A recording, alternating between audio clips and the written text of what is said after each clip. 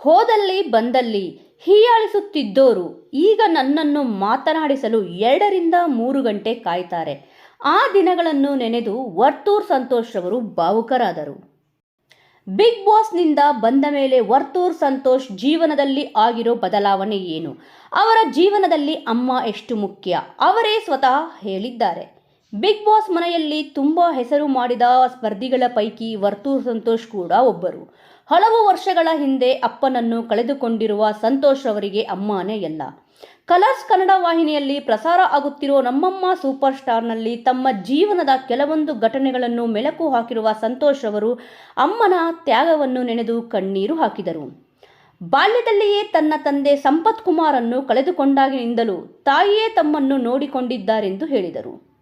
ಹಾಗೆಯೇ ವರ್ತೂರ್ ಸಂತೋಷ್ ಅವರು ಜೀವನದಲ್ಲಿ ಎಲ್ಲಾ ಸಂಬಂಧಗಳನ್ನು ಮತ್ತೆ ಪಡೆಯಬಹುದು, ಆದರೆ ತಂದೆ ತಾಯಿ ಎನ್ನುವ 2 ದೇವರನ್ನು ಮತ್ತೆ ಸೃಷ್ಟಿ ಮಾಡಲು ಆಗುವುದಿಲ್ಲ ಎನ್ನುತ್ತಲೇ ವರ್ತೂರ್ ಸಂತೋಷ್ ಅವರು ತಾಯಿಯ ಪಾದವನ್ನು ತೊಳೆದರು. ಬೆಳಿಗ್ಗೆ ಎದ್ದಾಗ ಮಕ್ಕಳು ತಾಯಿಯ ಆಶೀರ್ವಾದ ಪಡೆಯುವುದು ಯಾವತ್ತಿಗೂ ಶ್ರೇಯಸ್ಸು ಎಂದರು. ಮದುವೆಯಾಗಿ ಹೋದಾಗಲೂ ಅತ್ತೆಯನ್ನು ನಿಮ್ಮ ತಂದೆ ತಾಯಿ ತರಾನೇ ನೋಡಿಕೊಳ್ಳಿ ಎಂಬ ಕಿವಿಮಾತನ್ನು ಕೂಡ ಈ ಸಂದರ್ಭದಲ್ಲಿ ವರ್ತೂರ್ ಸಂತೋಷ್ ಅವರು ಹೇಳಿದರು. ಎಲ್ಲಿ ದನ ಮೇಯಿಸುವವನು ಎಂದು ಎಲ್ಲಿಗೆ ಹೋದರೂ ವ್ಯಂಗ್ಯವಾಗಿ ಕೇಳುತ್ತಿದ್ದರು. ಆದರೆ ಇಂದು ಅವರೇ 2 ರಿಂದ 3 ಗಂಟೆ ತಾಸು ನನ್ನನ್ನು ಕಾಯುತ್ತಿರುತ್ತಾರೆ ಎಂದು ವರ್ತೂರ್ ಸಂತೋಷ್ ಅವರು ಹೇಳಿದ್ದಾರೆ. ನಾವು ಮಾಡುವ ಕೆಲಸದಲ್ಲಿ ಶ್ರದ್ಧೆ ಇರಬೇಕು. ಬಸವಣ್ಣನ ಸೇವೆ ಮಾಡುವ ಅವಕಾಶ ಯಾರಿಗೂ ಸಿಗುವುದಿಲ್ಲ. 100 ಕೋಟಿ ಆಸ್ತಿ ಇರಬಹುದು, ಕೆಲಸದಲ್ಲಿ ಶ್ರದ್ಧೆ ಇಲ್ಲ ಎಂದರೆ 100 ದನ ಅಲ್ಲ, 1 ದನ ಕೂಡ ಸಾಕಲು ಸಾಧ್ಯವಾಗುವುದಿಲ್ಲ ಎಂದು ಹೇಳಿದ್ದಾರೆ.